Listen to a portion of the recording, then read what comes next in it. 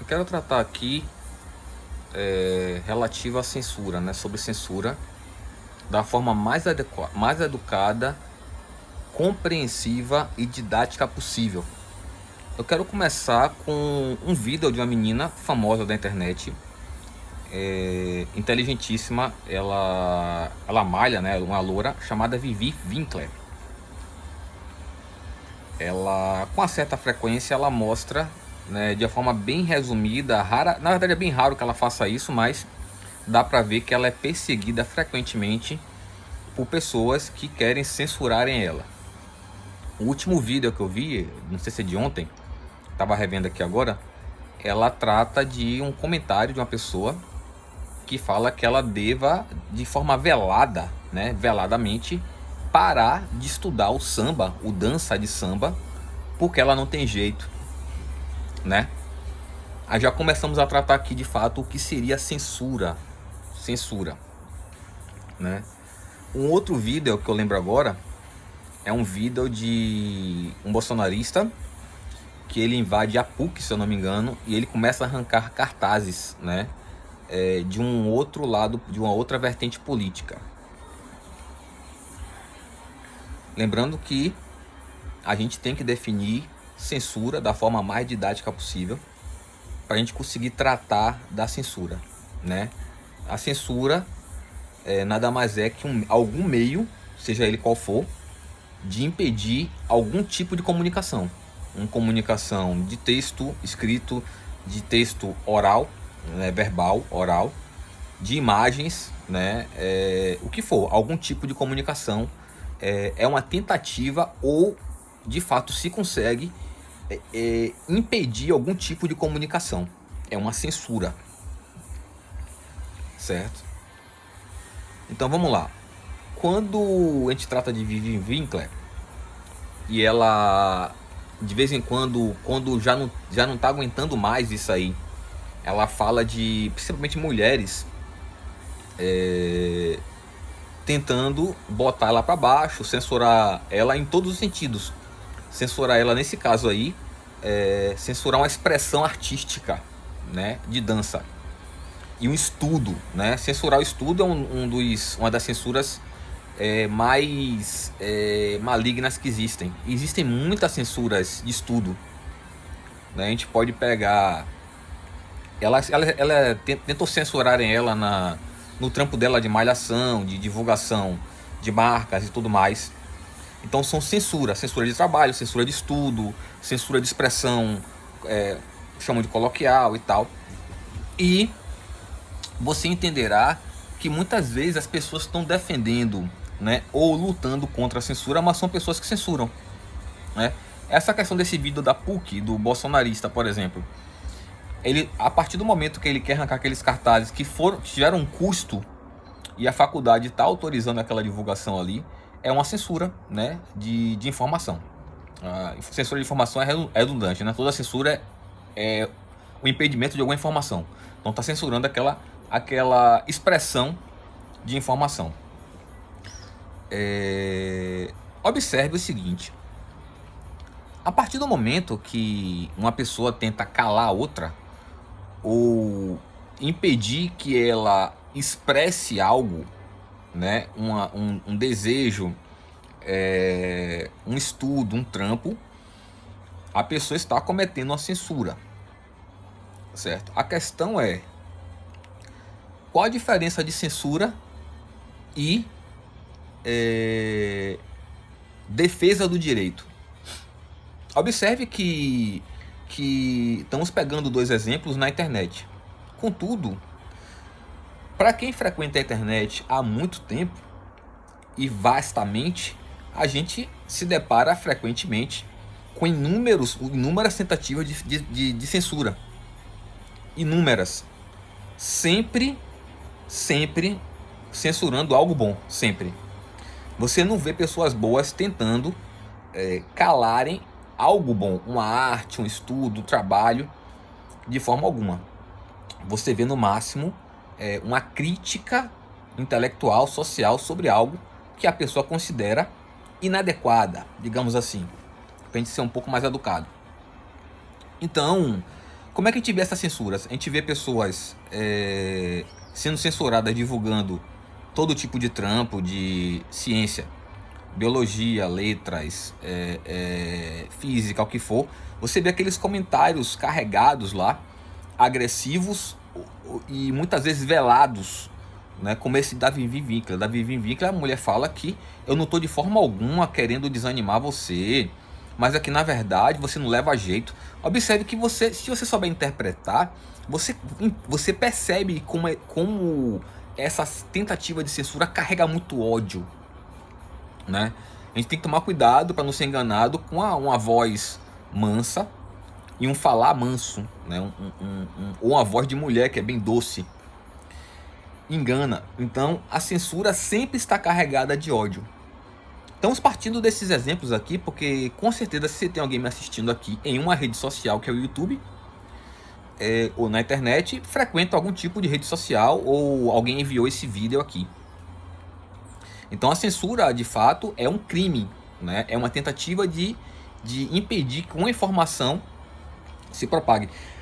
Eu sei que para pessoas que não são estudadas para perceberem coisas que não são sutis, devido à falta de domínio de conceitos, pensa que algumas coisas são sutis, não são.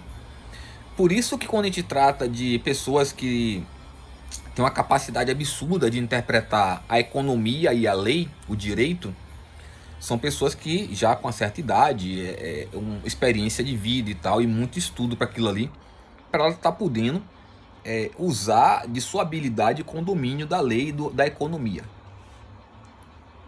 É um dos pré-requisitos, né? O pré-requisito, um dos pré-requisitos para você ser um ministro do Supremo. Você ter essa capacidade. E de fato, normalmente eles demonstram, né, essa habilidade aí. Tirando um ou outro que aparece de vez em quando, que não sei como apareceu ali. Mas para você entender que parece sutil, mas não, a censura sempre é impedir uma informação, nunca uma desinformação. A desinformação é um crime. A gente entra na questão também conceitual de liberdade de expressão. Quando você fala liberdade de expressão, não é liberdade de mentir, caluniar ou enganar, trapacear ou dar algum tipo de golpe. Mentira. Não é liberdade de mentir. Liberdade de expressão não é liberdade de mentir. Liberdade de mentir e enganar, dar golpe não existe. Senão não existiria lei, não existiria o direito, não existiria crime, não existiria delegacia. Então, quando a gente fala censura, é sobre algo positivo, alguma informação, não uma desinformação. Porque a mentira é uma desinformação. Então, na verdade, se você parar para observar, partindo para o outro lado, quando você tenta trabalhar para tratar uma desinformação, na verdade é um movimento positivo, um movimento de lei, não um movimento criminoso de censurar algo positivo. E quando se trata de ciência ou qualquer tipo de arte, é um crime absurdo, né? Observe que normalmente as pessoas que estão... Normalmente não, todas as pessoas que se encontrar na internet tentando censurarem outras, são pessoas que já praticam isso dentro de casa, em qualquer ambiente que esteja, a vida inteira. É só você encostar lá. Normalmente você encosta, é a melhor pessoa do mundo, mas com pouco tempo você vê o tipo de pessoa que é. Então são pessoas habituadas à censura, né? São pessoas habituadas a mentirem. Porque a própria desinformação é uma censura, né? Quando você cala a verdade, quando você ofusca a verdade, quando você apaga a verdade, quando você destrói a verdade no imaginário popular, você está censurando, você está impedindo que uma informação, né, que com certeza, se é verdadeira, ela é benéfica a todos, ela se propague e beneficie os outros. Então, se você quer de fato propagar a desinformação, você está mal intencionado, não precisa ser muito inteligente. Então a censura basicamente é sempre focada em algo positivo, né? A gente, não só na questão artística, né, de Vivi Winkler ou qualquer outra, expressar sua arte. E Vivi Winkler, ela labutou muito para ter aquele domínio da dança. Não é qualquer um que dança bem, não é porque é brasileiro que dança bem. Samba é extremamente complexo, é difícil, ok? Não é para qualquer um. Claro que tem pessoas que não tem virtude nenhuma, acaba sabendo dançar ali, mas é uma questão de facilidade, né? Vivi claramente não teve facilidade nenhuma e ainda assim passa por esse tipo de censura, né? Quando você começa a lidar de fato conceitualmente, né? Começa a dominar conceito de censura, liberdade de expressão, direito, política, economia, e você começa a ter um domínio, você começa a ver que não existe sutileza entre essas coisas, né? Se você está pensando que existe algum tipo de sutileza entre liberdade de expressão e liberdade de mentir, você tem que rever seus conceitos, você tem que rever seus estudos, sua vida, onde é que você está aprendendo essas coisas, né? Então isso é bem complicado. Então, quando a gente trata de regulamentação de redes sociais, nunca é focado na informação. Observe que é uma lei. Se é lei, deveria ser toda lei, mas algumas leis são mais convenientes a uma elite, a um grupo específico. Mas é focado na desinformação. Por quê? Quando você observa as redes sociais, você se depara com pessoas que começam a publicarem e param. Diversas pessoas, diversas. São 8 bilhões de pessoas no mundo. E se você observar o histórico do retorno do público dessa pessoa, tem sempre muito ódio velado ou ódio direto, em massa. Muita gente é censurada. É uma diferença de uma crítica, né? Por exemplo, vamos dizer que tem uma pessoa popular, uma pessoa pública, e ela faz um comentário errôneo sobre algo, mas ela não é uma pessoa nociva. Então é claro que ela receberá críticas, né? Não é bem por aí e tal, para ver se pelo menos a pessoa sai daquela situação ali de estar defendendo um erro. Mas no histórico dela, ela não censura, não faz nada de errado. Às vezes é a imaturidade da pessoa que a gente espera que ela se liberte dessa imaturidade, né? Então, a censura, a gente tem que tomar cuidado, porque quando a gente fala censura das redes sociais, é uma coisa pequena, uma coisa limitada a um público pequeno, né? É limitado. Porque imagine do que tem de gente traumatizada pela atuação, por seu convívio na rede social. Imagine quantas pessoas já não se expressam mais nas redes sociais ou na internet, com medo da perseguição, do ódio, das ameaças.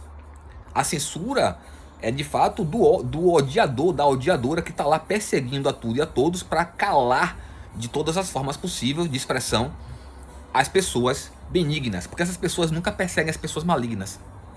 Nunca. Nunca.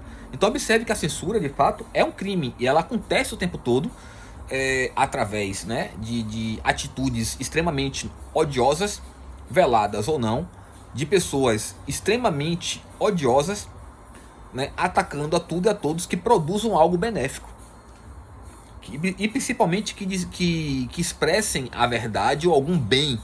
A Vivian Winkler, por exemplo, ela é uma pessoa que procura há muito tempo incentivar o bem, né, a autoestima feminina, né, em geral. E isso aí incomoda. As pessoas que não querem o bem das outras, claro que se incomodam com isso aí.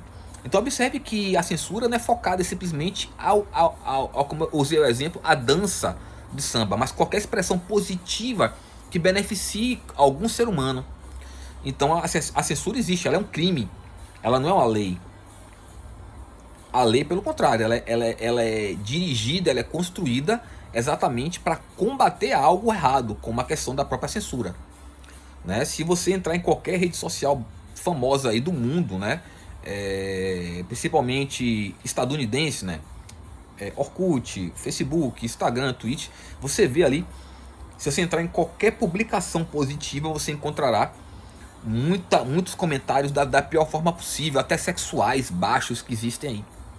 E estamos tratando de pessoas que claramente muitas vezes divulgam na internet que elas têm 10, 15, 20, 30 contas falsificadas, né?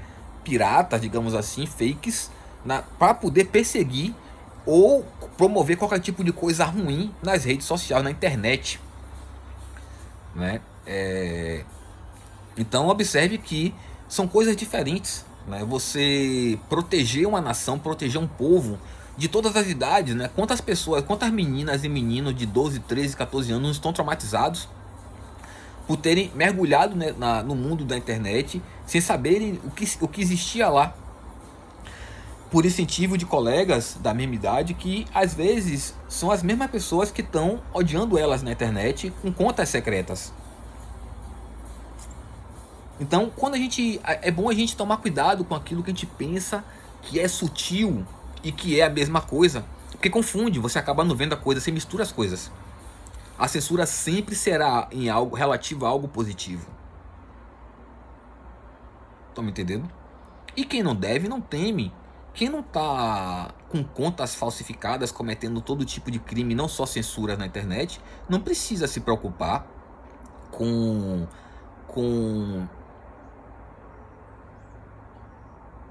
redes, com leis sobre as redes sociais. Porque as pessoas, tem gente que tem tanta ingenuidade que você vê claramente que ela age como se uma lei que protege o público em redes sociais fosse impedir a utilização da rede social, que você não pudesse mais publicar. Não, você continuará publicando. A questão é, o que você está publicando? Você está publicando ódio? Você está censurando as pessoas? O que você está mandando nas mensagens secretas por e-mail, direct, etc e tal? Essa é a questão. Será que as pessoas que estão... Observe que você não vê ninguém, cara, que não faz coisa errada reclamando muito de liberdade de expressão ou leis das redes sociais. Quem tá falando muito isso aí, muito tempo todo, se você der uma olhadinha nas redes sociais, ou até mesmo pegar o telefone da pessoa escondido e ver as contas que tem, você verá que de fato ela tem algo a temer, né? Não tanto por ela ser presa, né? Mas por ela ser privada de fazer aquilo que gosta e faz a vida inteira, independente de ter 10, 20, 30, 50, 100 anos de idade, né? E uma regra dessas pessoas nocivas é uma regra clara. As pessoas nocivas, elas têm algumas regras, né? Que você vê de fato a vida inteira. Uma delas é negue até o final. Quando alguém lhe questionar, quando alguém deparar você com o que você fez, que você foi descoberto, negue até o final, né? É uma das regras dessas pessoas aí. E isso é complicado, porque a outra regra, eu lembro que eu li um conto do Edgar Allan Poe algumas vezes, se eu não me engano chama A Carta Roubada. Ele é uma carta que comprometia alguém, um político, se eu não me engano, que eu li isso na adolescência algumas vezes. É quando eu podia ler mais, que eu queria, né?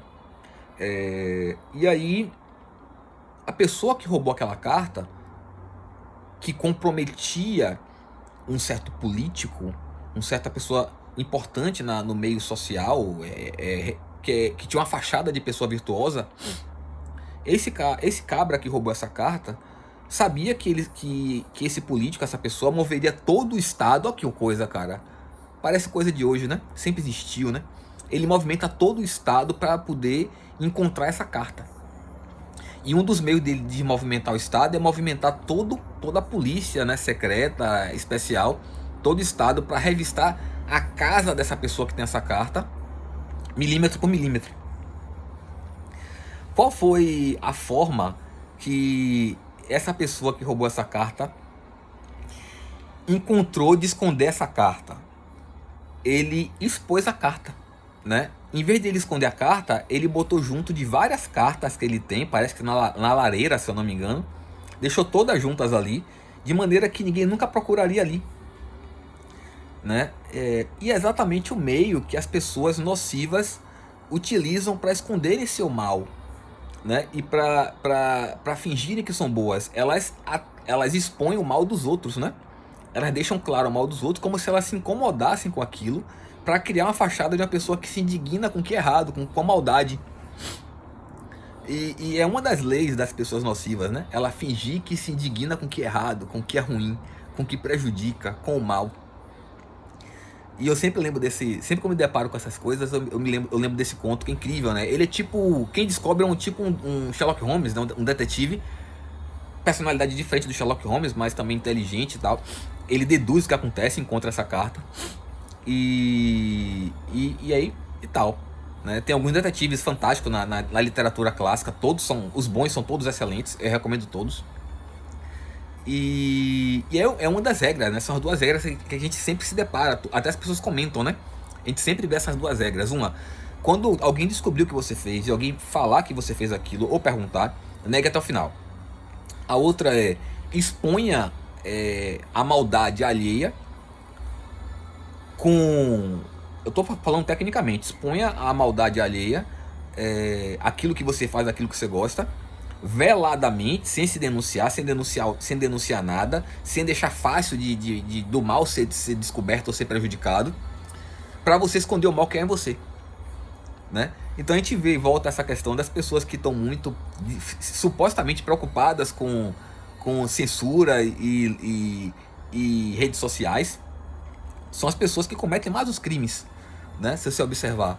E por incrível que pareça, eu não vejo motivo para ninguém se preocupar com regulamentação de redes sociais, porque a rede social é uma coisa pequena, um mundo virtual, ninguém tá lá. A gente bota mensagem, bota vídeo, mas a gente não tá lá. Eu tô fazendo um vídeo aqui para botar no YouTube, mas eu não estarei lá. Então, o mundo físico é onde a gente está presente, onde a gente faz as coisas, né? Que de fato é o mundo concreto, não é o mundo fictício do mundo virtual. E mesmo assim essas pessoas se preocupam muito, né? Também pela questão do alcance, né? Essas pessoas podem atacar qualquer pessoa do mundo, de onde estão. Elas podem cometer diversos crimes de onde estão. Até como tem a questão do Felca, né? A questão de crimes sexuais com crianças. E por aí vai. Então, cara, se você não tá devendo, não se preocupe. E se você estiver preocupado ou preocupada com alguém que está devendo, é melhor você não tá muito. É melhor você rever quem você está defendendo e quem você está protegendo. Porque talvez, mesmo que você pense que conheça essa pessoa há 10, 20, 30, 50, 100 anos, talvez, baseado na nossa conversa, talvez você não conheça bem essa pessoa quem ela é.